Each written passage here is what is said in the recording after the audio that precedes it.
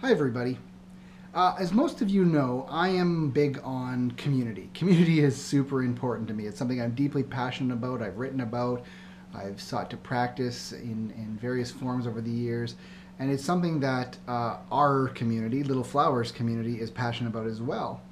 And a big part of that has been the decision for many of us to choose to live in proximity with one another, which is why today is such an exciting day for us because three longtime members of Little Flowers, some core members of our community, have moved into the neighborhood, into the West End.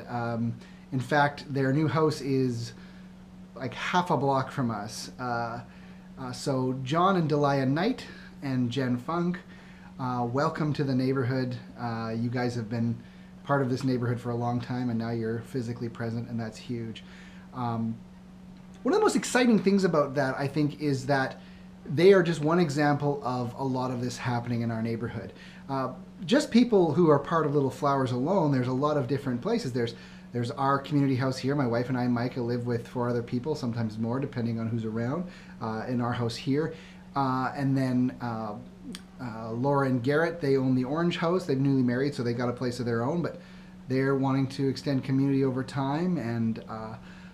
And then there's people who aren't connected with Little Flowers formally, but who are on our street. We have Aaron McIntosh up on further up on Furby, and Stephen Bev Solomon at their place on Furby, and right across the street at Woody's house, where members of Little Flowers live. JP lives. There's amazing stuff happening, and we are sharing life in community. And many people know that we're passionate about community, but they don't realize how much that shapes what we do and who we are.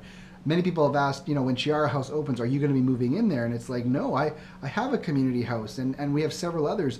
The desire for community, for living in shared life and space and proximity with one another is something that is deeply attractive to all of us. And I can't say how excited I am to see this increasingly coming into being. The other wonderful thing about the house that John and Delia and Jen have moved into is that it is going to become our second worshiping location for Little Flowers, because we're just running out of space here at this house. And so we're gonna multiply and get together for a big gathering once a month, but have two places of worship in the neighborhood. And that's really terrifying, frankly, but very exciting. So yeah, that house on Langside there, Lively Langside, is going to be really important to us as a community. And if you think of it, keep John and Delia and Jen in your prayers. In the last year, their house, which they were living together in community outside of the neighborhood, their house has seen 2 of their members die. The first was John's mother, Freddie, who was a good friend of Little Flowers and a friend to a lot of us, who passed away near this time last year. And then a few months back, Jen's very young cousin, Charles, was killed in a car accident, 17 years old. He was also living in the house there. And so to move to our neighborhood is exciting, but it's also marking leaving behind a place where they have many fond memories, but also many sad memories. And so this is probably going to be a fairly intense few weeks for them, so keep them in your prayer.